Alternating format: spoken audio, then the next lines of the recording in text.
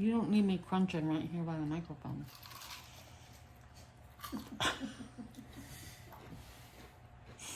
What you should do Good sound effects. is bite every time one of us bites. There you go. And then it's adding to the viewer's experience. Man, the things you learn by season 3. Are we in 3 or 2? 4D. 4D. 4D. And then you can also make weird noises while we drink.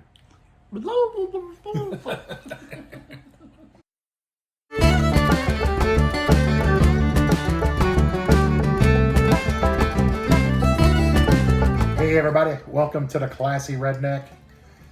We are we're doing a hot start here with the wine going because the chicken is getting cold. So tonight we've got a Finger Lakes, New York wine called I have to look Tokai Fulano. It's a grape varietal out of northern Italy that's being produced by Usonia in the These are Finger all Lakes. difficult words to say. Yeah, it's very, very complex. Except for the town that they're in. Ovid. I'm pretty sure I'm pronouncing that correctly. Ovid. O-V-I-D. Right near COVID. No, is there COVID in this wine? You can really taste the COVID. It's from 2021, so It no. is 2021, yeah. It looks like COVID.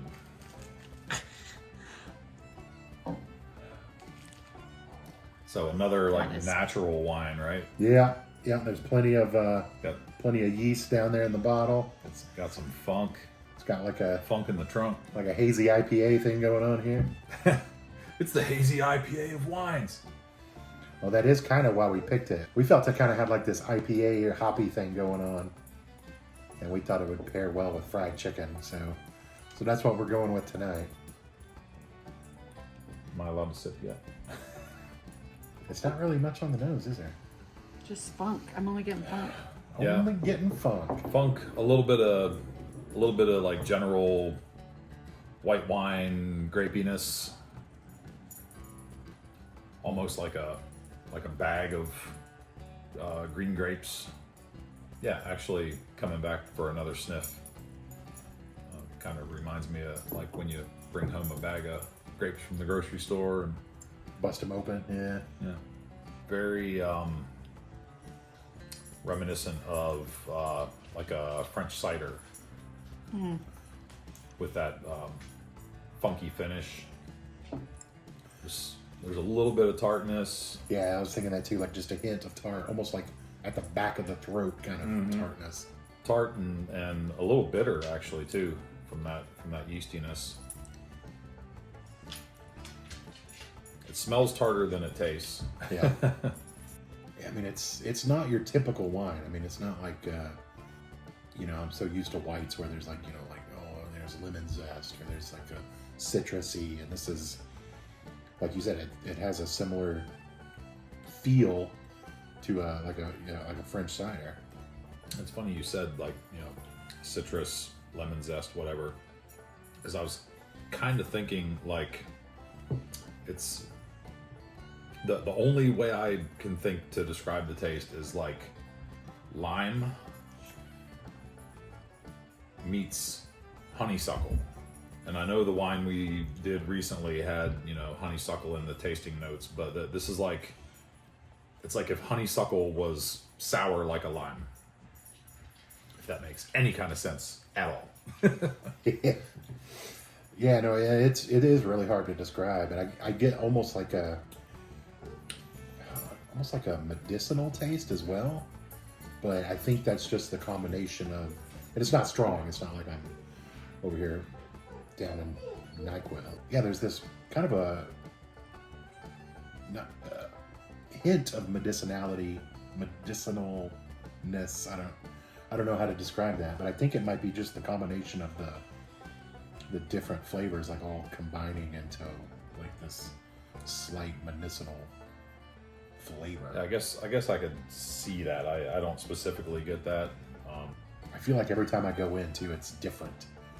Like I think it's opened up a little bit now, and then the nose seems a little different, or maybe it's just because I've been tasting it now as well. Maybe it needed to be decanted a little bit. So it's interesting, right? Because it was on the skins. 80% of it was on the skins. I wonder if you almost have to. I've never really looked into it, but I wonder for that kind of orange wine, because they're treating the process like a red wine, should you decant it a little bit like you would a red wine? So the it's not tasting notes, but on the nose it said you should get pineapple skin, juniper, and muskmelon. I'm not getting the muskmelon though. No Yeah, melon. And I don't know never. if I've sniffed enough pineapple Pineapple skin. It's a pineapple skin.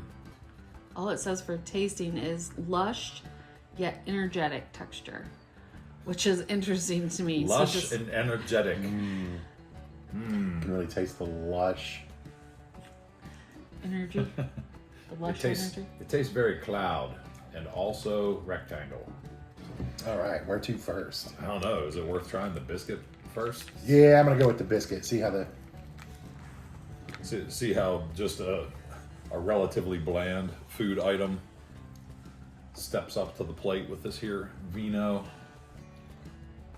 I think the tartness of the wine makes the saltiness of the biscuit stand out even more. yeah. I kind of like it together though. Really? It cuts some of the funk in the wine for me. At least biscuit to wine. I thought that too. It tastes. I think you could taste more of the lush and less of the funk. More the elegant texture. Oh yeah, definitely. Is that what it was? Lush and elegant texture. I don't think it was elegant. Lush and it was a more abstract word. Effervescent. No. No. Ecclesiastic. Energetic. Energetic. Sorry. Sorry. That's their way of saying sour. Tart. So biscuit to wine is the way to go. Yeah, I think when you go wine back to biscuit, you really get that salty punch in the face. Yeah, it works a lot better going from biscuit to wine. You're going What? to the big boy. All right, I'll start with the wing. It's interesting, but it doesn't really like it still doesn't bring out like any sort of notes in the wine, I feel like. Yeah, the wine just tastes like it did before we even had food in our immediate vicinity. I would say it's not a disastrous pairing. Like it's not like unpalatable, but it's like nothing like amazing. Yeah, I would agree. You know, I mean, there's those pairings out there that are like, you know, both the wine and the food just, you know, really elevate each other, and then there's the pairings where they detract from each other, and this is just kind of static. You know, not really. Which Not isn't really going necessarily a bad thing. No, The fried chicken tastes like good Popeye's fried chicken. The wine tastes exactly like it tastes like before. So if you'd like that funkier, kind of cidery texture, I guess it would be successful. I was kind of eating the fringes here, you know, so basically nothing but breading. And that, I think. The meat, like just plain meat without the breading on it. No, the breading without the meat. That seemed to kind of pair up a little bit. I don't know. It's weird. Maybe, you guys try it. Tell me. Just the breading. Just the breading. Have a bite of that, and have the wine. I feel like it really cut the funkiness. Cut the funkiness and made it more like tart. You wouldn't think that chicken meat would impact it that much. Yeah, like I didn't even notice that much of a difference with the hot sauce. Oh wow. Okay, Like has it's- anybody had it just the chicken without the skin? Me. Not yet. But That- I have dark meat. I do too. I have dark meat. I don't know if that makes a difference, but just the chicken without any of the breading or skin actually cut some of the funkiness. Yeah, if you eat chicken without the breading, less tart, more funk. What I was getting with just the crispy coating and no chicken was more floral kind of notes. It's literally like you have to dissect your chicken and go like tiny little piece by piece, sip by sip.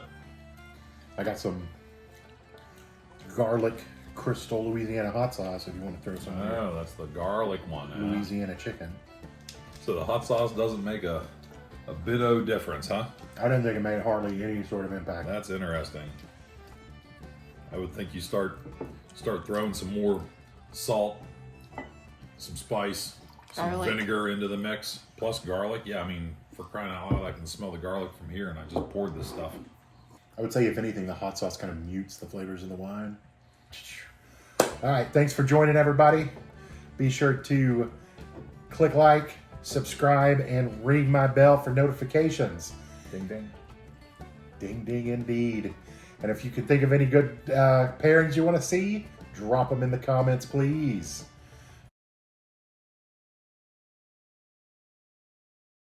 Because I'm not as classy as Mr. Classy Redneck himself. That's right. I need a top hat.